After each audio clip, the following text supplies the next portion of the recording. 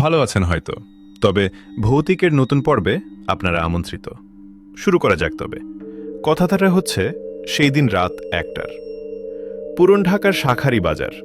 দিনে মানুষের ভিড়ে গম করে, কিন্তু রাতে গলি এতটাই নিস্তব্ধ যে নিজের শ্বাসের শব্দও ভয় ধরায়। আরমান হঠাৎ শর্ট ভিডিও বানাতে সিদ্ধান্ত নেয়, পুরন ঢাকা নাইট এক্সপ্লোর। গলি পেরোতেই বাতাস ঠান্ডা হয়ে গেল। একটাই রাস্তা, দুই পাশে পুরনো ঘর, জানালা সব ভাঙা, অদ্ভুত গন্ধ। হঠাৎ শুনতে পেল কারো নিঃশ্বাস, ঠিক তার পেছনে। ক্যামেরা ঘোরাতেই কিছুই নেই, কিন্তু ক্যামেরার অটোফোকাস তার পিছনে কিছু ক্যাপচার করল। একটা ক্ষীণ মাংস পচা নারী, 2 হাত লম্বা, মুখ নেই, শুধু গভীর কালো গর্ত। আরমান দৌড়াতে লাগল, কিন্তু গলি যেন শেষই হচ্ছে না। দেয়ালে একটা পুরনো লেখা, পিছনে তাকিও না।